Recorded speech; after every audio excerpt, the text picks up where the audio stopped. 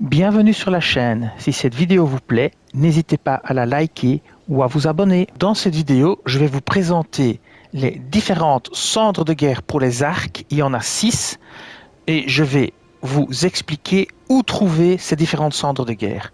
Alors pour trouver ces différentes cendres de guerre, vous pouvez aller en description de la vidéo et vous trouverez tous les liens vers les vidéos de localisation. Vous aurez chaque fois le nom et la vidéo YouTube. Il suffira de cliquer sur la vidéo YouTube et vous aurez la localisation de où récupérer chaque cendre de guerre. Alors la première cendre de guerre dont on va parler, c'est le tir puissant.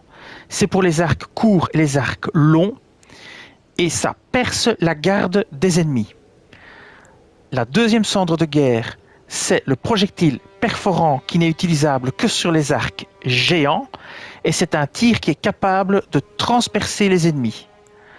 Puis vous avez la cendre de guerre barrage, c'est une cendre de guerre pour arcs courts et arcs longs qui tire une série de tirs très rapides et envoie plusieurs flèches sur l'ennemi. Vous avez la cendre de guerre tir céleste pour les arcs courts et les arcs longs qui tire une flèche dans les airs qui retombe ensuite sur les ennemis, donc ça tire en cloche par au-dessus. Puis vous avez le tir enchanté qui est assez intéressant, qui est utilisable sur les arcs courts et les arcs longs, qui modifie sa trajectoire pour traquer sa cible. C'est très utile sur les petites abeilles qui volent en l'air, là, les espèces de guêpes et tout ça, les espèces de chauves-souris qui volent, parce que vous allez tirer et ça va quand même suivre la cible. Alors, ça ne suit pas la cible comme un missile Exocet qui se mettrait sur la chaleur d'un avion. C'est pas du tout le cas. Ça a été diminué avec certains patchs. Avant, ça suivait beaucoup mieux. Mais si vous tirez sur la cible et qu'elle bouge légèrement, ça va la suivre. Si vous visez un assassin qui disparaît et réapparaît plus loin, ça ne touchera pas. De toute façon, vous pouvez trouver des tests des différents tirs sur la chaîne. Vous faites Aldoric tir enchanté, Aldoric tir céleste. Vous trouverez probablement des vidéos de tests où j'ai montré à quoi ça servait et comment l'utiliser.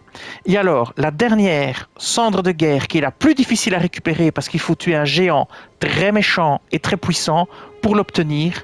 En fait, c'est utilisable sur tous les arcs.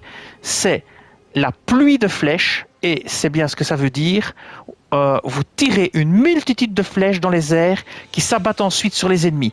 En gros, c'est une attaque de zone où vous avez des flèches qui tombent du ciel et qui s'abattent dans une certaine zone sur tous les ennemis qui s'y trouvent. Voilà. N'oubliez pas, vous pouvez trouver en description de cette vidéo tous les liens vers les vidéos de localisation pour récupérer chacune de ces cendres de guerre que vous pourrez installer sur vos arcs. Je vous dis merci et à bientôt pour d'autres vidéos sur Elden Ring. Cette vidéo s'achève ici. Je vous dis merci et à bientôt sur la chaîne.